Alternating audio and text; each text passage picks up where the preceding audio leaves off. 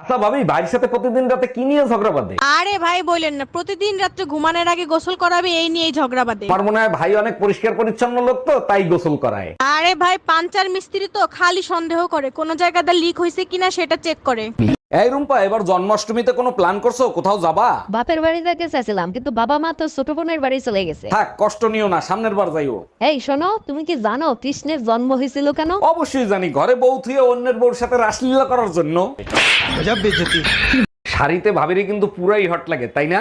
ভাবির দিকে নজর দেওয়া বন্ধ করো, ভাই কি করে সেটা দেখো। তুমিই বলো ভাই কি করে। সপ্তাহে 2 দিন ভাবিকে নিয়ে ঘুরতে যায়, তুমি যাও একদিনও? বাকি 5 দিন কার সাথে যায় গিয়ে ভাবির কাছে জিজ্ঞেস করো। এই কার সাথে যায়?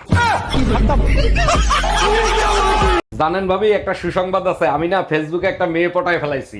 বলেন কি অরুণ ভাই, এ তো খুব ভালো খবর। তা কবে পটালেন? কাল রাতেই পটাইছি, কিন্তু সমস্যা হলো আজকে আমার কাছে 2000 টাকা চাচ্ছে। অরুণ ভাই, প্রেম করতে হলে তো টাকা খরচ করতেই হবে, দিয়ে দেন ওটার রেজিস্ট্রেশন ফি। এই শোনো, আমি আরেকটা বিয়ে করতে চাই, তোমার অনুমতি লাগবে। তোমার খুশির জন্য আমি সব করতে রাজি, তুমি কাগজ নিয়ে আসো, আমি সই করে দিচ্ছি। তোমার মতো বউ পেয়ে সত্যি আমি ধন্য। আচ্ছা শোনো, সেকেন্ড হ্যান্ড পিস্তল কি 8-10 হাজার টাকায় পাওয়া যাবে? তাই টুম্পা ভাবি তোমারে খুঁজতেছে কেন? লাউডে দিয়ে কথা বলো তো শুনি।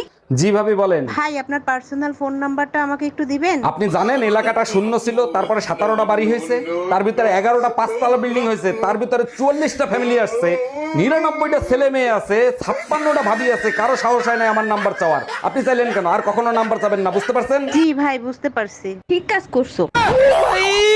আমাদের বিয়ে পড়াইছে কাজী সাহেবকে কত টাকা দিছো? কাজী সাহেব বলল চেহারা বিবেচনা করে যা মনে চায় তাই দেন। আমি শুনতে চাইছি কাজী সাহেবকে কত টাকা দিছো? 100 টাকা দিছি। আমার চেহারা এত খারাপ যে 100 টাকা দিছিস? আর কাজী সাহেব যে 80 টাকা ফেরত দিছে। কি? এই টুম্পা, কই তুমি? তাড়াতাড়ি খাইতে দাও, দোকানে যাবো তো।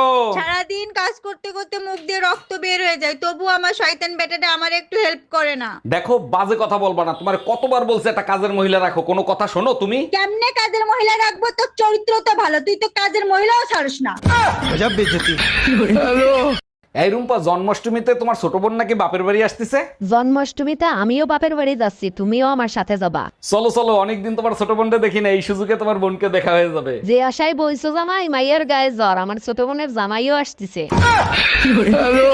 এই তোমার ফোনে সমস্যা নামে কে ফোন দিছে? ফোন লাউড দিয়ে রিসিভ করো তো। আরে রং নাম্বার, বারবার ফোন দিয়ে ডিস্টার্ব করে, তাই সমস্যা দিয়ে সেট করে থুয়ে দিছি। কানারে হাইকোর্ট দেখাও, রং নাম্বার হলে ব্লক করতা, সেভ করতা না, ফোন রিসিভ কর। হ্যালো জামাই কেমন আছো বাবা তোমরা? তুমি আমারে এত জ্বালাও কেন? সব সময় কি দেখা করা যায় বলো? কি করব বলো, তোমাকে ছাড়া যে আমি থাকতে পারি না। সত্যি করে বলবা, তুমি আমারে কখনো সাইডে চলে যাবা না তো? আরে কি বলো তুমি? 3 বছর মায়ের কোনো দিন ছাড়ি নেই, তোমারে ছাড়বো কেমনে? হ্যালো, আমি টুম্পা বলতেছি। তোর লজ্জা করে না? তোর সাথে না আমার ব্রেকআপ হয়েছে, ফোন দিছিস কেন? আমি নতুন গাড়ি কিনছি। তা আমি কি করব, নাচবো? শালা লুচ্চা বেটা, দেখে শুনে রাস্তা পার হোস, যেদিন আমার সামনে পড়বি সেদিন সোজা জাহান্নামে পাঠাই দেবো।